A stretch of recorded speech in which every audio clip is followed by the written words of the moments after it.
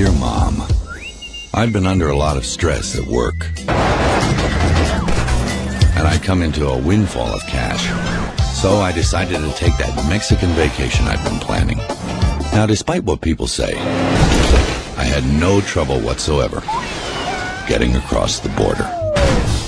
Mel Gibson returns to the genre of bloody action in our next film review. Hello to everyone watching, and thank you once again for tuning into my favorite website, ReelScreenReviews.com. I am, of course, movie critic Nick Iacobucci, and our next movie review is Get the Gringo. This R-rated drama, action, and adventure was supposed to open on the 11th of May 2012, and now it's just going to be on video on demand. This action here was also supposed to be called How I Spent My Summer Vacation, so it's gone through many facelifts and changes, and it stars the aforementioned Mel Gibson, Peter Stormare, Dean Norris, and Bob Gunton. This film comes to us from director Adrian Grunberg, a former assistant director turned feature film helmer sitting in the director's chair for the very first time. For his freshman outing as a Hollywood filmmaker, he teams up with one of the most popular actors in the world throughout the 80s and 90s, but has had more than his fair share of problems in the new millennium. This story sees our protagonist ending up behind bars in a Mexican prison after $4 million was discovered with him at the border. Mel Gibson is sent to a hole in the earth known as a Mexican prison and only manages to successfully survive the ordeal because of the actions of a very young boy.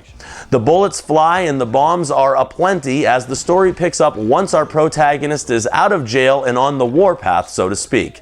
Then the man known only as Driver will stop at nothing to get his payday and kill anyone that gets in his path.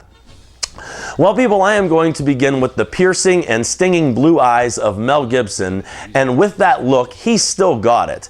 He, just like Ryan Gosling from a few months back, has no other name other than Driver, and Gibson encompasses this man with no name as easily as he breathes. This film is meant to try and put Mel back on top of the action genre, but you can tell from viewing this that he's lost a step or two along the way. That being said, he still is Mel Gibson, and those of us that grew up with Lethal Weapon and Mad Max will just love seeing him whoop some ass once again on the big screen, or on video on demand, I guess.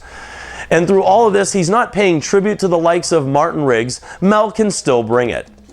Now, this takes me to director Adrian Grunberg, who as a first-time filmmaker oozes the influences of other great directors.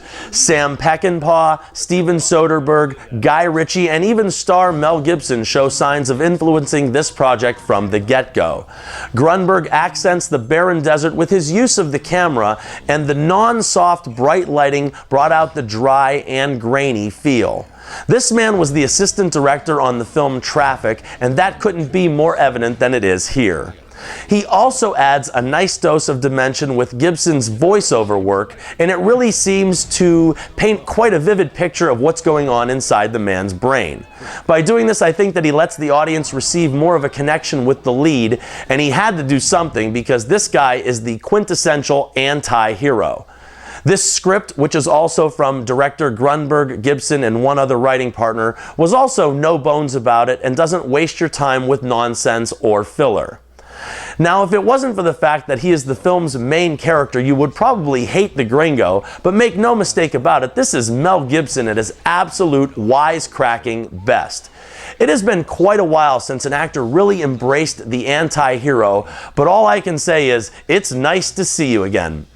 This guy is a throwback to the heroes of the 1970s, which, by the way, Mr. Gibson played Mad Max Rockatansky in 1979. He does nothing but compliment the almost overwhelming bullets, and this should please fans of action, please fans of Mel, and please fans of bloody violence. Now, there were a few things on the flip side. Don't get me wrong, Gibson still does have it, but the movie itself was helping him to look good. I'm sorry, but age gets all of us eventually. Second, the kid really hurt the film. I seem to say this a ridiculous amount of time, but just like The Mummy Returns or Robin, the character of Robin from the Batman franchise, just don't put a kid in the movie, okay? It's not a plus, it's a minus. Then the supporting players are really pretty much just that, supporting. You know, it's really the Gringo show, and there's nothing wrong with that, but he could have given way to let others shine here and there. You know, you have good actors like Bob Gunton and Peter Stormare, and they're all but wasted in this film, unfortunately. You know, finally, it's not that I didn't like the violence, because I did like the violence. It just seems to me that in other Gibson projects, the violence was directly relevant to the story being told. Here, however, the violence was much more decoration than it ever was plot substance. At 95 minutes, Get the Gringo was right to the point and didn't need to be 1 minute longer. This was a very well-made, extremely violent time at the movies, and I had a great time watching it. I try not to think or dwell upon the personal demons that seem to haunt this man when he is not on screen. When I see a film like this, I not only forget about the problems of Mel Gibson, I also forget about my own issues for the shortest of time, and that's got to be a good thing. If your thing is balls to the wall, high octane, badass, guilty pleasures, slam banging, relentless, full throttle, over the top, don't take away my gusto, mad dog action, then make sure you see this feature. Nick's Real Screen Review is a very solid 3 stars out of 4, and that's for Mel Gibson in his new actioneer, Get the Gringo.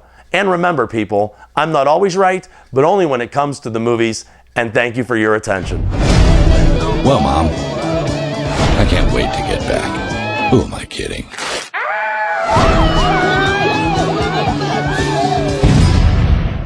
I'm not coming back. Gringo, gringo, gringo.